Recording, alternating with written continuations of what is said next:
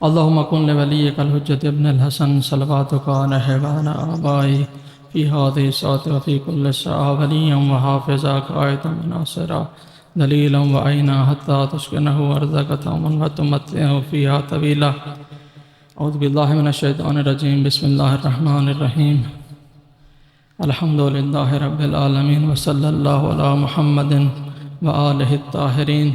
قال الله تعالى في كتابه المجيد أن تصوموا خير لكم إن كنتم تعلمون. صلوات بھیج دیں محمد والے محمد.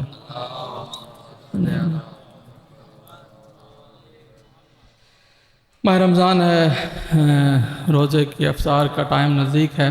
میں زیادہ آپ کو زحمت نہیں دوں گا. میرے لیے خوش قسمتی ہے کہ میں آپ لوگوں کی زیارت کا مجھے شرف حاصل ہوا ہے اور میں آپ کا شکر گزار ہوں. آپ نے میری عزت افزائی کی ہے اور خصوصاً مولانا اقبال صاحب نے جو مجھے دعوت دی ہے، مجھے یاد کیا ہے، میں ان کا شکر گزار ہوں. اور واقعاً جو یہ اس علاقے میں کام کر رہے ہیں، اس حوالے سے جو یہ محنت کر رہے ہیں، اس کا اجر عظیم اللہ تعالیٰ کی ذات ان کو انشاءاللہ عطا کرے گی اور اس کا بہت بڑا اجر عظیم ہے. یعنی یہ ہمیں ماننا پڑے گا کہ قرآن ایک ایسی کتاب ہے کہ جو ہمارے پیغمبر اکرم صلی اللہ علیہ وآلہ وسلم کا معجزہ ہے. ہر پیغمبر کا ایک معجزہ یا کرامت کہہ لیں، معجزے کے الفاظ استعمال کیا جاتا ہے. تو ہر پیغمبر کو حضرت موسیٰ کو جو ہے وہ عصا دیا گیا، ساتھ ان کا چمکتا ہاتھ تھا. حضرت عیسیٰ کو مردہ زندہ کرنے اور اس طرح جو ہے بیماریوں کا ٹھیک کرنا اور اس قسم کے معجزے. اور پیغمبر کا جو معجزہ ہے وہ قرآن کریم ہے، ہمارے نبی کا جو. اور متاسفانہ ہمارے لوگوں نے اس قرآن کو بھلا دیا ہے. اور قرآن میں بھی پیغمبر فرماتے ہیں کہ اس قوم نے میرے قرآن کو بھلا دیا ہے، پیغمبر فرماتے ہیں. تو ہم لوگوں نے اس قرآن کو فقط برکت کے لیے رکھا ہوا ہے اپنے کمروں میں اونچی جگہ پر لحاف میں لپیٹ کر، تاکہ اس کی برکت ہو بس. تو قرآن اس لیے نازل نہیں ہوا کہ فقط قرآن سے برکت لی جائے، گھر میں رکھا جائے اور گھر کے لیے برکت قرار پائے. اس میں کوئی شک نہیں ہے کہ قرآن، جہاں قرآن کا وجود ہے، جہاں قرآن پڑھا ہے، اس گھر میں برکت ہے. یہ نہیں ہے کہ میں اس کی نفی کروں کہ اس کی برکت نہیں ہے. برکت قرآن کی ہے گھر میں رکھنا، لیکن اصل میں قرآن اتارا گیا ہے تلاوت کرنے کے لیے، پڑھنے کے لیے، سمجھنے کے لیے، معرفت حاصل کرنے کے لیے. جو بھی قرآن پڑھے گا اور قرآن کو سمجھے گا اور قرآن کی ساتھ تفسیر پڑھے گا، ساتھ ترجمہ پڑھے گا، کیونکہ ہم تو عرب زبان نہیں ہیں. عرب زبان جو ہے ان کو تو ضرورت نہیں ہے اس کے ترجمے کی یا اس کی تفسیر کی تو ضرورت ہے، ترجمے کی نہیں ہے. لیکن ہم لوگوں کو ترجمے کی ضرورت ہے. اور آپ مان لیں یہ بات کہ جتنی دفعہ بھی آپ قرآن کی تلاوت کریں گے اور ترجمے کی تلاوت کریں گے اور ساتھ تفسیر کی تلاوت کریں گے، اتنی دفعہ ہی آپ کو نئے مطالب ملیں گے، نئی چیزیں ملیں گی. یعنی قرآن ایک ایسا ذکر ہے جو کبھی پرانا نہیں ہوتا. ہر وقت جب انسان پڑھتا ہے تو یہ قرآن ذکر تازہ ذکر ہے. تو ہمیں قرآن سے تمسک کرنا چاہیے، قرآن سے ہدایت لینی چاہیے. قرآن ہدایت کی کتاب ہے. قرآن جو ہے جس نے ہدایت چاہنی ہے وہ قرآن سے متوسل ہو جائے، قرآن سے جو ہے وہ ہدایت چاہے. قرآن کا یہ مقام ہے، قرآن کی یہ عظمت ہے. ماہ رمضان کے حوالے سے میں عرض کرتا چلوں کہ ماہ رمضان ایک ایسا مہینہ ہے جس مہینے کو پیغمبر اکرم نے فرمایا کہ سب سے زیادہ افضل مہینوں میں سے ماہ رمضان کا مہینہ ہے. اور ماہ رمضان کے مہینے کی راتیں سب سے افضل راتوں میں سے ماہ رمضان کی راتیں ہیں. اور ماہ رمضان کی جو یہ گھڑیاں ہیں، یہ ساعات ہیں، یہ ٹائم گزر رہا ہے، یہ سب سے افضل ٹائموں میں سے ٹائم ہے. اور پھر پیغمبر فرماتے ہیں کہ اس مہینے میں نومکم عبادہ، سونا بھی عبادت ہے. یعنی عام مہینوں میں انسان سوتا ہے، اس کو کوئی فائدہ نہیں ہوتا، اس کو اپنا فائدہ ہوتا ہے، باقی عبادت تو شمار نہیں ہوتا خدا کے راہ میں. لیکن ماہ رمضان کا مہینہ ایسا مہینہ ہے کہ جس میں آپ کا سونا بھی عبادت. اور اسی طرح جو ہے عملکم مقبول، جو بھی عمل آپ انجام دیں گے وہ قبول ہوگا. عام مہینوں میں جب ہم عمل انجام دیتے ہیں تو ہمیں شک ہوتا ہے کہ یہ قبول ہوگا یا قبول نہیں ہوگا، اس کا اجر ملے گا ہمیں یا اس کا اجر نہیں ملے گا. لیکن ماہ رمضان کا ایسا مہینہ ہے جس میں اللہ تعالیٰ کے حکم سے پیغمبر فرما رہے ہیں کہ یہ ایسا مہینہ ہے کہ جس میں عملکم مقبول. اور پھر فرماتے ہیں دعاکم مستجاب، یہ ایسا مہینہ ہے کہ جس میں آپ کی دعا مستجاب ہے. دوسرے مہینوں میں ہم فکر کرتے ہیں کہ ہماری دعا قبول ہوگی یا نہیں ہوگی، لیکن پیغمبر فرما رہے ہیں کہ اس مہینے میں آپ کی دعا مستجاب ہے۔ اور اسی طرح سانس جو ہمارے ہیں اس کو تسبیح قرار دیا ہے۔ پیغمبر نے فرمایا کہ یہ جو ہم ماہ رمضان میں سانس لیتے ہیں یہ تسبیح ہے اللہ تعالیٰ کی شان میں۔ تو اس مہینے کی یہ اہمیت ہے، اس مہینے کی یہ عظمت ہے۔ مہینہ گزر چکا ہے، جن لوگوں نے روزے رکھے ہیں وہ بہت خوش قسمت لوگ ہیں، اور اللہ فرماتا ہے کہ اس مہینے میں جو ہے اللہ تعالیٰ مہینے کے شروع میں جنت کے دروازے کھول دیتا ہے اور جہنم کے دروازے بند کر دیتا ہے۔ آخر ماہ رمضان تک جنت کے دروازے کھلے رہتے ہیں، جہنم کے دروازے بند رہتے ہیں، اور شیطان زنجیروں میں جکڑے رہتے ہیں۔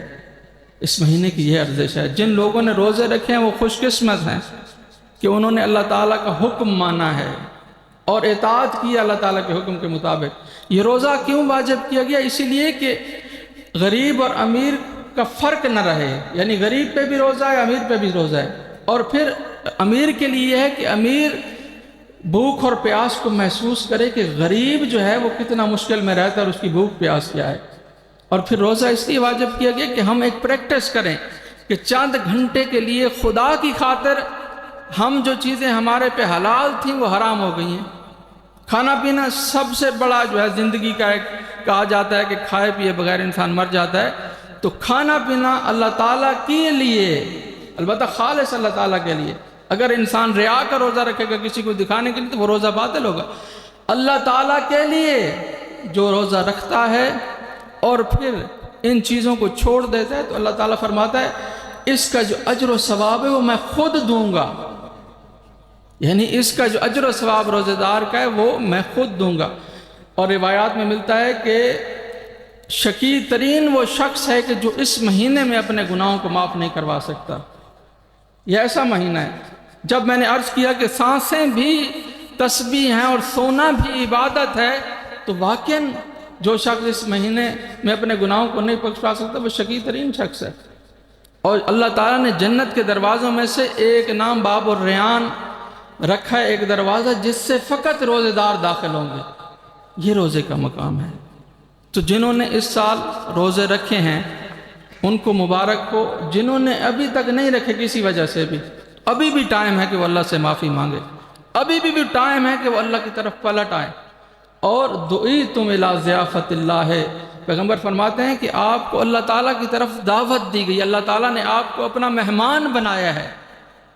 یعنی کتنا بڑا مقام ہے یہ کہ اب ہم جب کسی کے گھر جاتے ہیں تو اگر کوئی بڑا بلائے ہمیں دعوت پہ تو ہم بڑے تیار ہو کے جاتے ہیں، بڑے ہو کے جاتے ہیں۔ تو یہ ایسا مہینہ ہے جس میں جو اس سارے جہان کا مالک ہے، جو سب چیز کا مالک ہے، جو بنانے والا ہے، ہمارے پاس تو کچھ نہیں، ہمارا تو کچھ نہیں، سب کچھ کا مالک اللہ تعالیٰ کی ذات ہے، اور وہ ہمیں اپنی دعوت پہ بلا رہی ہیں، اور ہم پھر اس دعوت پہ نہ جائیں، ہم پھر اس کے دسترخوان سے یہ تحفے ہدیے نہ اٹھائیں اور اپنے گناہوں کو نہ بخشوائیں، تو اس سے شقی ترین انسان نہیں ہے۔ جیسے ہر چیز کی زکوٰۃ ہے، اسی طرح بدن کی زکوٰۃ یہ روزہ ہے۔ روزے کی بہت زیادہ اہمیت ہے، اور ہمارے لوگوں کو، مسلمانوں کو اس کو یاد رکھنا چاہیے۔ قرآن میں بھی ہے کہ روزہ جو ہے جیسے آپ پہ واجب کر دیا گیا، آپ سے پہلے والی امتوں پہ بھی روزہ تھا۔ کچھ چیزیں ایسی ہیں جو چلی آ رہی ہیں پیچھے سے، جس میں سے زکوٰۃ ہے، نماز ہے اور روزہ ہے۔ روزے کی بہت زیادہ اہمیت ہے، تو اس چیز کو سامنے رکھتے ہوئے میں عرض کرتا ہوں کہ جنہوں نے روزے نہیں رکھے وہ ان دنوں میں جو چند دن رہ گئے ہیں، ان دنوں میں لوٹ آئیں اپنے پروردگار کی طرف تو اللہ معاف کر دے گا۔ اور پھر یہاں تک ملتا ہے کہ جو ماہ رمضان کے مہینے تک نہیں لوٹا اور عید فطر والے دن بھی وہ پشیمان ہو جائے اپنے گناہوں سے اور اللہ تعالیٰ کی طرف رجوع کرے، تو پھر بھی اللہ تعالیٰ اسے معاف کر دے گا اور رمضان کا ثواب دے دے گا۔ تو یہ مقام ہے ماہ رمضان کا۔ صلوات بھیج دیں محمد والے محمد وآل محمد۔ انشاءاللہ کہ آپ سب روزہ دار ہیں اور آپ کو روزے کا اجر و ثواب ملے گا، اور انشاءاللہ یہ ہماری بخشش کا ذریعہ بنے گا۔ اور آپ کو پتہ ہے ہاں، انسان کی موت کا کوئی پتہ نہیں۔ آج میں کھڑا ہوں، ابھی گھنٹے بعد، 5 منٹ 10 منٹ بعد مجھے موت آ جائے، میں اس دنیا سے چلا جاؤں، یہی کچھ ہے انسان۔ بہت سارے ایسے لوگ تھے کل جو ہمارے ساتھ تھے، پچھلے ماہ رمضان میں ہمارے ساتھ تھے، اس ماہ رمضان میں ہمارے ساتھ نہیں ہیں۔ یعنی سال میں فقط ایک دفعہ ایک مہینہ اللہ تعالیٰ نے اپنے لیے مانگا ہے، اور وہ ماہ رمضان کا مہینہ ہے۔ اور اگر ہم اس کی ارزش کو چھوڑ دیں، اس کی اہمیت کو نہ جانیں، اس کی عظمت کو نہ جانیں، اور اس میں اپنے آپ کو گناہوں سے نہ بچائیں اور اپنے بخشش کا سامان پیدا نہ کریں تو ہم سے بدبخت اور کون ہے؟ یہ مہینہ ایسا مہینہ ہے کہ جس کی قدر کو جاننا چاہیے۔ پیغمبر اکرم سے کسی نے پوچھا کہ افضل عمل کیا ہے اس مہینے کا، تو پیغمبر نے فرمایا اس مہینے کا سب سے افضل عمل یہ ہے کہ الورع من محارم اللہ، اللہ تعالیٰ کی جو حرام چیزیں کی گئی ہیں ان سے بچنا، اپنے آپ کو ان چیزوں سے روکنا۔ اور یقین کریں اگر ہم 30 دن خدا کے کہنے پہ، اللہ کے کہنے پہ ہم کھانا پینا بند کر دیتے ہیں اور بہت ساری جو 8 چیزیں ہیں جن سے روزہ باطل ہوتا ہے وہ ہم چھوڑ دیتے ہیں، تو بہت آسان ہے گناہوں کو چھوڑنا۔ جب ہماری عادت اور پریکٹس ہوگی ہے کہ 30 دن یا 29 دن ہم نے خدا کے لیے بہت ساری چیزوں کو انجام نہیں دیا، تو رمضان کے بعد بھی ہم چھوڑ سکتے ہیں خدا کے لیے۔ یہ ایک پریکٹس بھی ہے ہمارے لیے کہ ہم گناہوں کو کس طرح چھوڑیں۔ ہم جب 30 دن جو حلال چیزیں تھیں وہ ہم نے نہیں کھائیں اور ہم پہ وہ روزے کو باطل کرنے والی قرار دے دی گئیں، تو بعد میں جو ہے اور چیزیں جو ہے وہ چھوڑنا آسان ہو جائے گا۔ بہرحال وقت کم ہے، میں قرآن کے حوالے سے آپ کی خدمت میں عرض کرتا چلوں کہ قرآن میں خود فرمایا گیا ہے کہ فَقْرَؤْا مَا تَيَسَّرَ مِنَ الْقُرْآنِ، کہ تلاوت کریں قرآن کی جتنا آپ کر سکتے ہیں۔ ویسے بزرگان کہتے ہیں، روایات میں ملتا ہے کہ کم از کم ہر روز 50 آیت کی تلاوت کرنی چاہیے، اس سے برکت ہوتی ہے اور اس سے آپ کے بہت سارے ایسے مسائل، مشکلات جو ہوتی ہیں وہ حل ہو جاتی ہیں، انسان اس کو درک نہیں کر سکتا۔ قرآن کے ساتھ لو لگا کے اگر رکھے اور انسان ہر روز 50 آیت کی تلاوت کرے تو انسان کے بہت سارے مسائل، مشکلات، یہ بے روزگاری، یہ مصیبتیں، یہ لڑائی، یہ سب کچھ دور ہو جائے گا قرآن کی عظمت سے۔ اور پھر الف لام میم ذالک الکتاب لا ریب فیہ ھدی للمتقین، یہ ایسی کتاب ہے کہ جس میں کوئی شک نہیں ہے، کوئی ریب نہیں ہے۔ خود شروع میں سورہ بقرہ کی شروع میں اللہ تعالیٰ فرما رہا ہے کہ کوئی اس کو نہ سوچے کہ اس میں کوئی ایسی چیز ہے کہ جو خدا نخواستہ گمراہ کنندہ ہے۔ یہ ہدایت ہے، لیکن کس کے لیے؟ متقین کے لیے ہے۔ تو ہدایت قرآن اس وقت ہماری کرے گا جب ہم متقی بنیں گے، جب ہم اپنے آپ کو گناہوں سے بچائیں گے، جب ہم خدا کا کہنا مانیں گے اور خدا کی اطاعت کریں گے۔ جو دین اسلام جو ہمیں دیا ہے ہم اس کے مطابق زندگی گزاریں گے تو قرآن ہماری ہدایت ہے۔ اور پھر متقین کا بتاتے ہیں آگے اس اگلی آیت میں ہے کہ جو غیب پہ غیب پہ ایمان رکھتے ہیں، پھر آگے کہتے ہیں جو نماز پڑھتے ہیں، پھر آگے کہتے ہیں جو اللہ تعالیٰ نے رزق انہیں دے رکھا ہے مما رزقناہم ینفقون، اس سے انفاق کرتے ہیں، غریبوں کا حصہ نکالتے ہیں، صدقات دیتے ہیں۔ تو قرآن کی یہ عظمت ہے۔ پھر اسی طرح فرمایا وَإِذَا قُرِئَ الْقُرْآنُ فَاسْتَمِعُوا لَهُ وَأَنصِتُوا لَعَلَّكُمْ تُرْحَمُونَ، جب قرآن کی تلاوت کی جائے تو اس وقت اسے سنو توجہ سے۔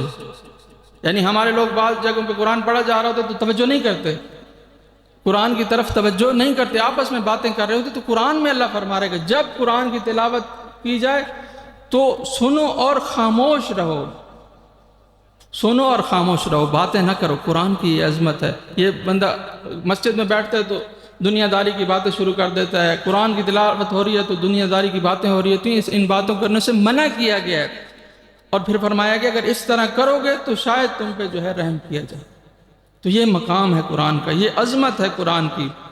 اور اس طرح فرمایا گیا فَإِذَا قَرَأْتَ الْقُرْآنَ فَاسْتَعِذْ بِاللَّهِ مِنَ الشَّيْطَانِ الرَّجِيمِ، کہ جب جو ہے قرآن کی تلاوت کرو تو اللہ تعالیٰ سے مدد مانگو شیطان رجیم کے بچنے سے۔ یعنی شیطان کے جو ہیلے ہیں، شیطان کے جو طریقے ہیں، شیطان کا جو جال ہے جو اس نے بچھا رکھا ہے اپنے بندوں، اللہ تعالیٰ کے خالص بندوں کو پھنسانے کے لیے، تو اس سے قرآن کے ذریعے سے بچو، قرآن سے مدد مانگو، اللہ تعالیٰ سے مدد مانگو، اس کی تلاوت کرو گے اور اللہ تعالیٰ سے مدد مانگو گے تو تب شیطان کے حربوں سے بچو گے۔ آخری بات جو میں آپ کی خدمت میں عرض کروں گا کہ پیغمبر اکرم صلی اللہ علیہ وسلم نے فرمایا، اور یہ حدیث جو ہے طرفینی ہے، یعنی اہل سنت بھی اس حدیث کو تواتر کے ساتھ نقل کرتے ہیں اور اہل تشیع بھی تواتر کے ساتھ نقل کرتے ہیں کہ انی تارک فیکم الثقلین، کتاب اللہ و عترتی، میں تمہارے درمیان 2 گران بہا چیزیں چھوڑی جا رہا ہوں، ایک اللہ کی کتاب ہے اور دوسرا میرے اہل بیت ہیں۔ فَإِنَّهُمَا لَن يَفْتَرِقَا حَتَّى يَرَدَ عَلَيَّ الْحَوْض، اور یہ اپنے ایک دوسرے سے جدا نہیں ہوں گے یہاں تک کہ حوض کوثر پہ میرے ساتھ ملاقات کریں گے۔ یعنی پیغمبر کا یہ حکم ہے اگر ہم پیغمبر کو مانتے ہیں، اگر ہم اطاعت کرتے ہیں پیغمبر کی، تو ہمیں یہ دو چیزیں نہیں چھوڑنی پڑیں گی، اور ان دو چیزوں سے ہدایت لینی پڑے گی۔ ایک قرآن ہے اور دوسرا اس کے اہل بیت ہیں، اور یہ اہل بیت اور قرآن ایک دوسرے سے جدا نہیں ہو سکتا۔ قرآن کے صحیح مفسر اور تفسیر کرنے والے وہ ائمہ ہیں۔ قرآن کے روایات میں ملتا ہے کہ 70 بطن ہے۔ قرآن کو سمجھنا بہت مشکل ہے، یعنی ظاہری طور پہ ترجمہ بندہ پڑھ لیتا ہے، لیکن میں نے جیسے عرض کیا کہ قرآن کی جب بندہ تلاوت کرتا ہے تو ہر دفعہ نئے مطالب آتے ہیں، نئی چیزیں انسان کو سمجھ آتی ہیں، کیونکہ یہ ایک معجزہ ہے اور زندہ معجزہ ہے۔ تو اس کو ائمہ نے آ کے تفسیر کرنا ہے اور ہمیں بتانا ہے۔ تو ائمہ اور قرآن کو نہیں چھوڑنا چاہیے، ان کی محبت ضروری ہے، ان سے متوسل رہنا ضروری ہے۔ اور ساتھ قرآن کی آیت ہے کہ انما المؤمنون اخوۃ، مومن جو ہیں وہ ایک دوسرے کے بھائی ہیں۔ یہ جو آج کل کے زمانے میں دشمن یہ کوشش کر رہا ہے کہ ہمیں ایک دوسرے سے جدا کرے، ہمیں ایک دوسرے سے دور کرے، مسلمان مسلمان کو مارے، مسلمان مسلمان کو نعوذ باللہ کافر کہے، مسلمان مسلمان سے دور ہو۔ قرآن کا کیا درس ہے کہ مومن ایک دوسرے کے بھائی ہیں، اور پیغمبر نے فرمایا المسلم اخو المسلم، مسلم مسلمان کا بھائی ہے۔ اور جب کسی ایک جگہ پر بھی مسلمان کو نقصان پہنچتا ہے، درد ہوتا ہے، ایک جسم کی مانند کا جسد واحد، ایک جسم کی مانند ہے کہ جہاں جسم پر ایک جگہ پر زخم ہوتا ہے تو پورے جسم کو اس کا درد ہوتا ہے۔ تو اسی طرح مسلمان اگر کسی جگہ پر بھی مسلمان کے لیے مشکل ہے یا اس پہ ظلم ہو رہا ہے تو پورے اسلام جو ہے اس پہ ظلم ہو رہا ہوتا ہے، اور اس کا محسوس ہو رہا ہوتا ہے، اور اس کو درد ہو رہا ہوتا ہے۔ اس چیز کو سمجھنا چاہیے، دشمن کی سازش کو سمجھنا چاہیے۔ دشمن ہمیں دور کرنا چاہتا ہے۔ وَلَا تَعْتَصِمُوا بِحَبْلِ اللَّهِ جَمِيعًا، یعنی وَلَا تَفَرَّقُوا وَاعْتَصِمُوا بِحَبْلِ اللَّهِ جَمِيعًا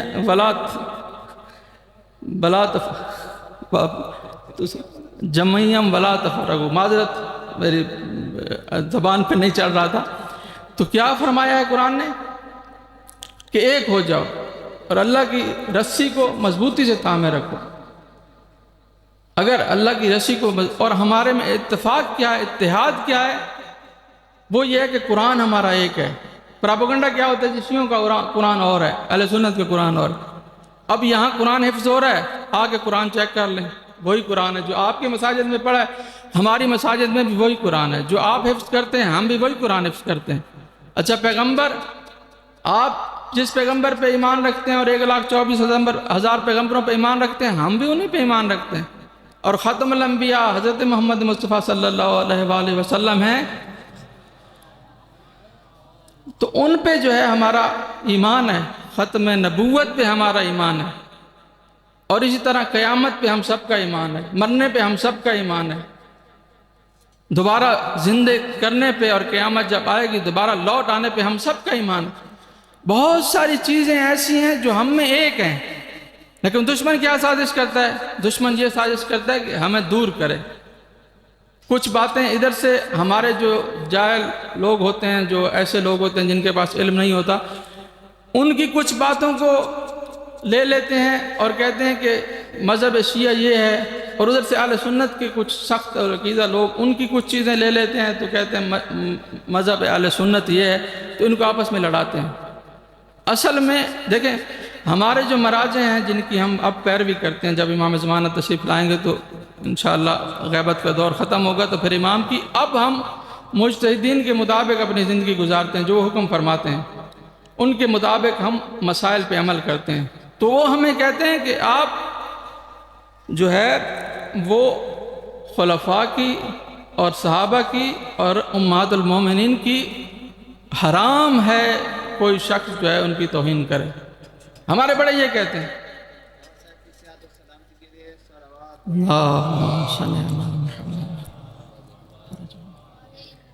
اب کوئی شخص ہم میں سے کوئی ایسا کام کرتا ہے تو ہمارا مذہب یہ نہیں کہتا، یا ہم سب یہ نہیں کہتے وہ غلط کر رہا ہے، اور اس کی تنبیہ ہونی چاہیے۔ اور اسی طرح دوسری سائیڈ پہ جو لوگ بغض اہل بیت فرض کرے رکھتے ہیں، دیکھیں اہل بیت ایک ایسا مشترک نقطہ ہے ہمارے درمیان کہ جو ہمیں جوڑتا ہے۔ یعنی اہل بیت کی محبت فقط ہم پہ شیعوں پہ نہیں ہے، اہل بیت کی محبت سب پہ ہے، اور اہل سنت کی کتابوں میں تواتر سے ملتا ہے اہل بیت کے حوالے سے، علی علیہ السلام کے حوالے سے۔ میں حدیثیں اب بیان نہیں کرتا، ٹائم ختم ہو چکا ہے میرا۔ تواتر سے ملتا ہے، اہل بیت کی شان تواتر سے ملتی ہے، اور جتنے بھی بڑے اور ائمہ اہل سنت ہیں، ابو حنیفہ ہیں یا شافعی ہیں یا حنبلی ہیں یا مالکی ہیں، وہ سارے ائمہ کا فرمان مانتے ہیں اور ان کی اطاعت کرتے ہیں، اور ان کو علمی حوالے سے اپنا استاد مانتے ہیں۔ ہم یہ ہے کہ ان کو امام مانتے ہیں، وہ ان کو علمی حوالے سے اور نیک ہونے کے حوالے سے اور ان جیسا کوئی موجود شخص علمی حوالے سے نہ ہونے اس حوالے سے مانتے ہیں۔ لیکن جو اہل بیت کی توہین کرتا ہے، جو اہل بیت سے بغض رکھتا ہے، وہ بھی ایسا ہے کہ جو اسلام کو نقصان پہنچا رہا ہے۔ اور ہم میں بھی جو ایسے ہیں کہ جو جذباتی ہو جاتے ہیں، جو توہین کرتے ہیں، جیسے میں نے عرض کیا کہ ہمارے مراجع اس چیز کو منع کرتے ہیں، حرام قرار دیتے ہیں۔ اگر کوئی اس قسم کا کام کرتا ہے تو وہ غلط کرتا ہے۔ تو ہمیں ایک ہو جانا چاہیے، ہمیں اتفاق سے رہنا چاہیے۔ خصوصاً ادھر میں نے سنا ہے کہ سارے لوگ تشریف لاتے ہیں، ہمارے اہل سنت بھائی بھی، ہمارے اہل تشیع بھائی بھی، ہم ایک ہیں اور ہمیں ایک رہنا چاہیے۔ اور جو کوشش کرے، جو مولانا بھی کوشش کرے ہمیں ایک دوسرے سے جدا کرنے کی، ہمیں اس کی بات نہیں سننی چاہیے۔ اور بہت سارے لوگ ایسے جو کوشش کرتے ہیں کہ دور کریں ہمیں، اور وہ بعض لوگ جو ایسے ہوتے ہیں کہ جو انجانے میں، اور بعض لوگ ایسے ہوتے ہیں کہ جو جانے میں، یعنی کسی کے کہنے پر کہہ کے اس طرح کرتے ہیں، اور بعض انجانے میں اس طرح کرتے ہیں۔ بہرحال یہ چند چیزیں جو میں نے آپ کی خدمت میں عرض کی، انشاءاللہ کہ آپ کے لیے فائدہ مند ثابت ہوئی ہوں گی۔ تو میں ایک دفعہ پھر اہل علاقہ کا، کلول کا، مولانا اقبال صاحب کا شکر گزار ہوں کہ انہوں نے مجھے موقع دیا ہے اور میں نے آپ کی زیارت کی ہے اور میں آپ کی خدمت میں آیا ہوں۔ صلی اللہ علیہ محمد و آلہ وسلم۔ صلوات بھیجیں۔